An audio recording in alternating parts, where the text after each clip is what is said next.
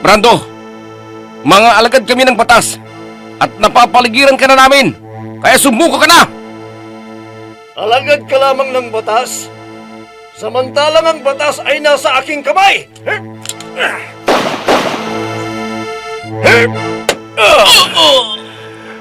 Nagkamali ka ng binangga, kaya katapusan mo na ngayon! Cardo! Anong ginagawa mo dito, Sofia? Ano man ang pinaplano mong gawin laban kay Nathan, parang awa mo na. Huwag mo nang ituloy. Anong ibig mong sabihin? Nalalaman mo ba yung sinasabi mo? Batid mo kung anong ginawa ng lalaki ito sa aking anak! Eh, dapat sa lalaki ito ay mamatay! Oh, Cardo, wag! Wag! Paano pa yatang ipagtanggol ang lalaki ito na kinamumuhian mo? At ikaw, Nathan, magaling na pulis. Magdasal ka na dahil katapusan mo na! Nathan!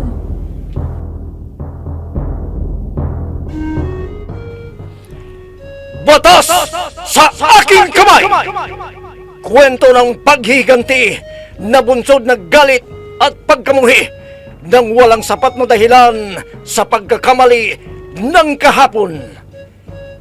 Batas sa aking kamay! Mula sa panulat ni Andrea Solar at sa direksyon ni Jun Cabato. Batas sa aking kamay! Inihahandog sa inyo ng F3 Recording Studio para sa pambansang radyo ng Pilipinas, Bombo Radio Philippines.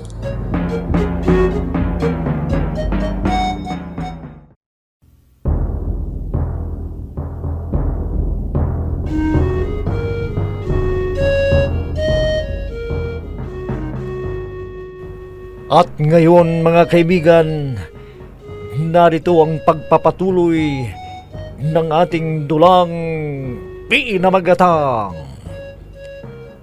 Batas sa aking kamay!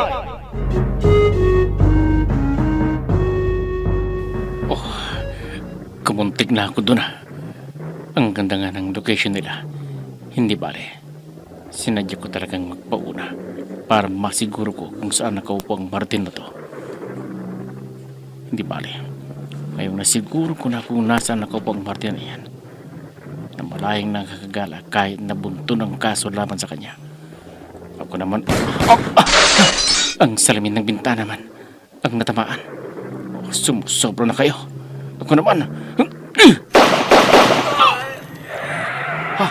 ayun, gumewang-gewang kotseng sinasakyan niya. Nagpatuloy ang pagtakbo ng sasakyan. Siguradong may sumalo sa manibela.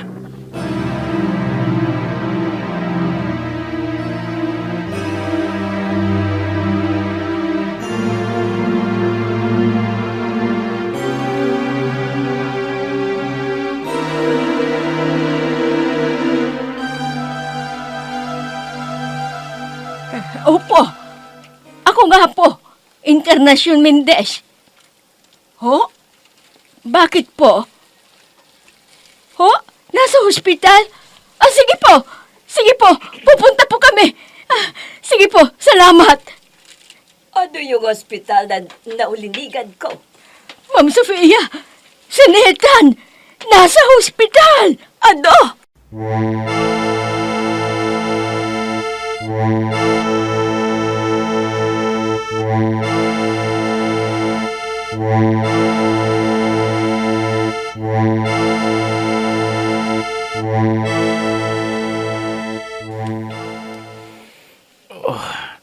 Ang sakit ng tahi sa balikat ko. Nawala na ang anesthesia. Kaya't nararamdaman ko na ang kirot ng sugat ko. Dahil sa pagkakatahi. Mabuti na lamang at nasa oras ang pagresponde ng mga kasamaan ko. Kundi, dead ball na ako. Nathan? Mabel, ang bilis naman ng radar mo. Nalaman mo kaagad na naririto ako. May tama ka nga. Nag-aalala na nga ang tao eh. Oo. Nagagawang pang magbiro. Oh, kumusta ka na ba? Saan ang tama mo? Saan ang masakit sa iyo ha? Okay lang ako. Malayo sa bitugang tama ko. Ito naman ako. Hindi ko pa oras. Kasi pakakasalan pa kita. At magkakaroon pa tayo ng mga anak. Kaya relax ka lang. Nathan, anak, Oh, inay.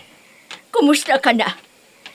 Saan ang tama mo, anak? Saan? Okay lang po kay inay. Kaya ko pa pong makipagbarilan kung hindi dumating mga kasamahan ko. Huwag mo ngang gawing biro ang pagkakatama ng baril sa iyo. Hindi mo lamang alam kung gaano kami nag-aalala sa iyo. Kami? Bakit po inang? Sino pa pong kasama ninyong nag-alala sa akin? Ito bang si Mabel? Ha? Kanina pa nga ho ako sinesermonan nito eh. Ni hindi ako matanong kung kumain na ba ako o nagugutom. Anong sinisir mo na ng sinasabi mo yan, ha? Nag-aalala nga ako at hindi mo na nasagot pa ang tanong ko at text. Siya, tama na yan. Bago kayo mag-away ulit dyan kumain muna tayo. Dahil nagdala ako ng paborito ninyong pagkain.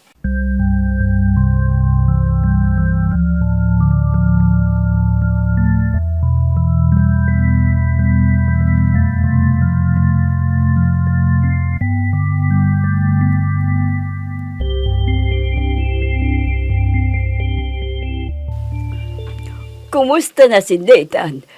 Saan siya natamaan ng baril? Okay na ho siya, ma'am. At daplis lamang ang tama niya. Oh, salamat naman kung ganun. Itong pera. Para sa irereseta ng doktor na gamot niya. Ma'am, sagot ho ng pulisya ang hospitalization at mga gamot niya. Oo nga pala, no. Pero kunin mo lamang at bilhan mo siya ng masusustansyang pagkain para mabilis ang kanyang paggaling. Sige po. At magpapaalam muna ako sa kanya na bibili ako ng pagkain niya. Dalian mo ha. At walang magbabantay sa kanya. Okay lang po. Dahil naroon naman po sa kwarto niya si Mabel. At nagkukulitan na naman silang iniwan ko.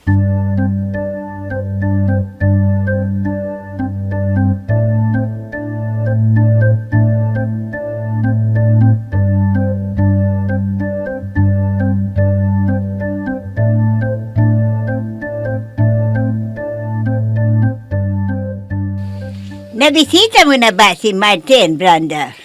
Opo, ma'am. At dinala po siya sa operating room. Pinuwi lamang nila ako para makapagpahinga. Paano ko kaya mabibisita ang aking kapatid? Amoy ng gamot sa ospital ang pinakaayaw ko sa lahat. Huwag ko kayong mag-alala, ma'am. Babalik din po ako agad. Matutulog lamang ako sandali. Sige. Teka. Kumain ka na ba? Magpahinga ka muna, baka ikaw naman ang mauhospital sa pagod. Opo, ma'am. Ano ba namang matanda ito? Tinatanong pa kung kumain ako. Naaalibagbaran tuloy ako sa matandang ito eh. Tony! Oh, bakit? May impormasyon na ako tungkol sa pagkakalilanlan ng pulis na bumalil kay Bossing Martin. Anong impormasyon na nakuha mo? At sinong pulis ang bumaril kay Sir Martin? Sino?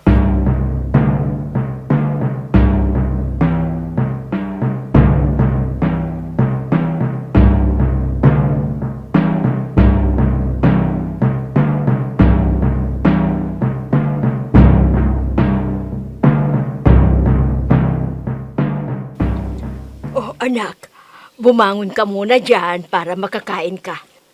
At kung hindi ka pa uuwi, ay ipagbalat mo muna ng mansana si Nathan. At nang makakain naman siya. At ako'y babalik pa doon sa doktor. Sige po. Ano pong tatanungin ninyo sa doktor, Inang? Alamin ko lang kung hanggang kailan ka dito sa hospital. Kung pwede nga lang na ngayon na alis tayo, total. Maliban sa kirot ng sugat ko wala naman akong kakaibang sakit na nararamdaman. Hintayin natin yung doktor na magsasabi kung kailan ka lalabas dito. O sige, at baka hindi ko na maabutan yung doktor na naakasan sa'yo. Inang, ano po kaya kung ako na lang ang magtatanong sa doktor? Ha? Pagkabalat ko dito sa dala ninyong prutas, uuwi na rin ako. Uuwi ka na. Oo, kasi baka nag-aalala na ang itay at mga kapatid ko. Hindi ko kasi nila alam na nandito ako ngayon sa ospital. Ganun ba? Siya nga naman ho, Inang. Pag si Mabel ang nurse ko madali akong gagaling.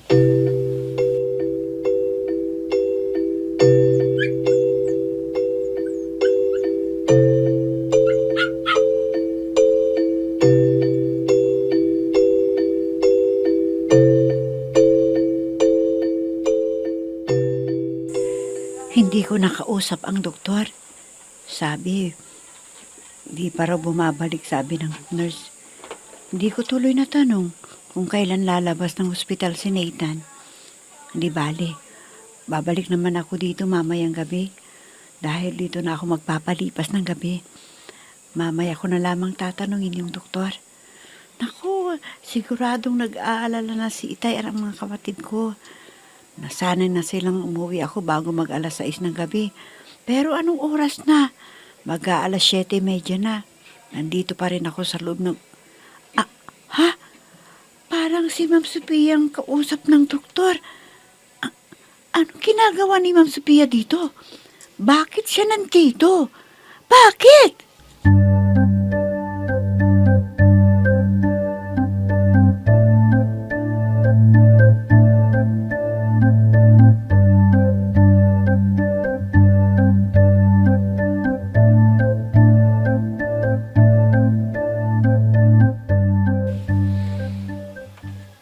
Anong pangalan ng pulis na bumalik kay Sir Martin, Bogart? Nathan, Jonathan Mendez ang buo niyang pangalan. Jonathan Mendez. Parang pamilyar sa akin ang pangalan niya na. Hindi ko nga lang matandaan kung kanino ko narinig.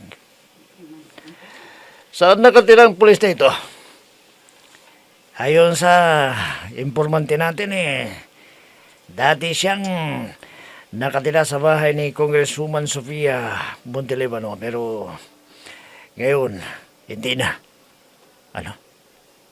Dati siyang nakatira sa bahay ni Congresswoman Sofia Montelebano. Naging driver daw nila ito Nang umigit kumulang 4 na taon. Naging driver muna siya bago siya naging pulis. Working student daw siya kasi. Ang tirahan niya ngayon, alam mo ba? Hindi ko po alam, boss. Yan lamang ang naibigay ng impormasyon sa akin ng ating informante. Sige. Salamat sa impormasyon. Pero gusto kong alamin mo kung saan siya nakatira. Dahil sigurado ako mismo ang maghihiganti para kay Boss Martin.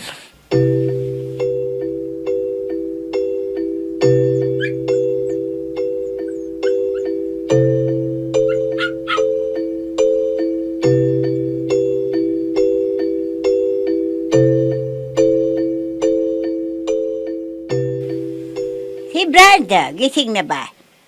Hindi pa po. Hindi pa po siya nagpapatimpla sa akin ng kape. Sige, pag gising niya, sabihin mong sumunod sa akin sa ospital. Opo, senyora. Mamarita. Brenda, gising ka na pala. Nakapambay ka pa pala. Ang mabuti pa'y kumain ka na at sumunod ka sa akin sa ospital. Bakit to, ma'am? Pupunta po ba kayo ngayon sa ospital? Dahil nakausap ko ang doktor at pinapapunta ko doon, kaya sumunod ka sa akin. Sige po, senyora.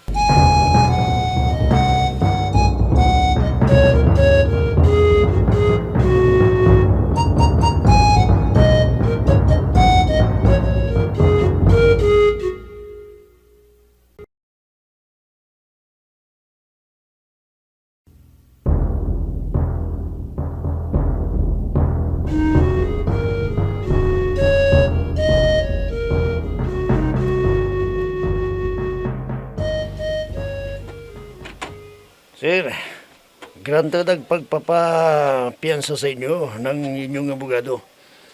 Kaya pansamantala ay makakalaya kayo. Ay, salamat kung ganoon. Police officer. Nasaan ang abogado ko? Nagmamadali po siyang umalis. Dahil may latest development na po sa kaso nyo. Ang bilin lamang po niya, sorry, tawagan nyo na lamang daw po siya pagka-uwi nyo. Ah, ganun ba? Ang mga anak ko, bakit wala yata sila? Hindi pa po kasi namin pinapaabot sa dalawa ninyong anak, sir. Ngayong araw ang inyong paglaya, hindi nila alam. Ganun ba? Sige. Muli akong magpapasalamat sa magandang trato ninyo sa akin dito sa loob ng kulungan. Wala ko yun, sir. Kayo pala ng aming hepe na nire-respeto. Hindi kaya nawala ang respeto ninyo sa akin dahil sa aking pagkakakulong. Alam po namin na wala kayong kasalanan eh. Sinadyang ininigay lamang ng salary ng Tajikis na yun na puno ng siyabo. At paano mo nalaman? Nakuha po sa CCTV camera na nagkataong nakakabit sa isang gusali. Ang isang lalaki na bit-bit ang Tajikis na inilagay sa inyong sasakyan na pinaniniwalaan yun ang Tajikis na nakita ng mga pulis na rumisponde. Mabuti naman kung ganun para tuluyan na akong makalaya at makapagsimula ulit ako ng palibago kong buhay.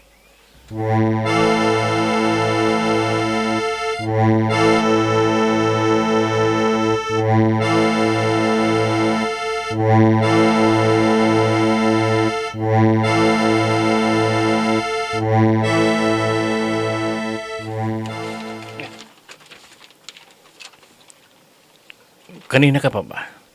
Nakatulog ako eh. Wala kasi akong makausap dito sa loob ng ospital. Paano kasi? Walang nagbabantay sa akin. Ito naman, nagtampo ka agad. Napuyat kaya ako kagabi. At bakit ka na po yan? Anong bakit? Napuyat ako sa kababantay sa'yo, no? Ano? Ikaw ang nagbantay sa akin kagabi? Paggising ko kaninang umaga, si Inang narito sa tabi ko. At hindi nagtagal, umalis din dahil siyempre may trabaho siya sa bahay ni Ma'am Sophia. Ako ang nagbantay sa'yo kagabi, no? Umalis lamang ako nang dumating ang inang mo para naman makapaghanda ako sa pagpasok ko ngayong araw. Umuwi lamang ako sa bahay para maligo at pumasok sa trabaho. At ngayon nga, lunchtime, nagpaalam ako kay Ma'am Sophia na sasalit lamang dito sa ospital at pumayag naman. Dapat lang. Dahil kung hindi ka pa niya pinayagan, talagang napakawalang puso niya. Shh! Huwag kang magsalita ng ganyan kay Ma'am Sophia. Pero alam mo, nakita ko siya kagabi dito. Sinong nakita mo dito? Si Ma'am Sophia nga, nakita ko siya dito at kausap yung attending physician mo. Ano?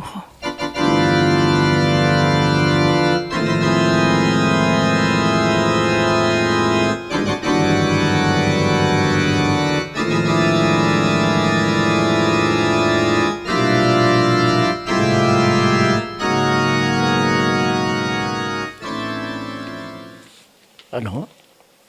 Nasa ICU pa rin si Sir Martin. Ibig bang sabihin malubang kanyang lagay. Natamaan siya malapit sa puso, kaya umabot ng ilang oras ang operasyon niya. Kumusta na ho siya ngayon, ma'am? Comatose, kaya nasa ICU pa rin siya hanggang ngayon. Kawawa naman pala si Sir Martin, ano? Napakabait niyang tao kasi sa akin. Ang mabuti pa, dumito ka muna. Bantayan mo si Martin at uuwi muna ako para makapaghanda ako ng kaukulang halaga para sa ospital bill ni Martin. Magbabayad ang pulis na bumalik sa kanya, ma'am. Ipaghiganti ko siya sa pulis na bumaril sa kanya. Talagang magbabayad. Pero tulad ng sinabi ko, huwag ka nang makialam.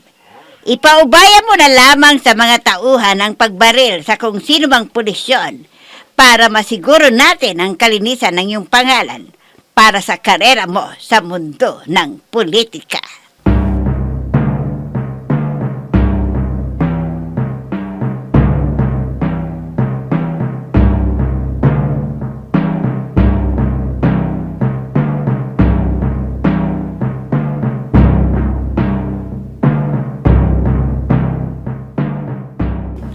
Ma'am Sofia, kanina ka pa ba dito? Kararating ko lang. Yan na ba ang mga prutas na pinabili mo? Oho, Mabuti kung ganun. Para mabilis niyang mabawi ang kanyang lakas. ma'am, talaga bang hindi mo bibisitahin si Netan sa kanyang kwarto? Kung isa kagustuhan ko makita siya, ay gustong gusto ko. Kaya lang, isipin mo na lamang ang magiging reaksyon ni Nathan. Magtataka yun kung bakit ako naririto sa ospital. Ma'am, ano kaya kung ikaw nang magdala nitong mga prutas na dala ko? Ako ang magdadala? Ang ibig kong sabihin ay, ikaw nang magbigay ng mga prutas ni ito kay Netan para may dahilan ka kung bakit naririto ka sa ospital. Hindi naman siguro mamasamain ni Netan kung makikita kang dinadalhan mo siya ng prutas.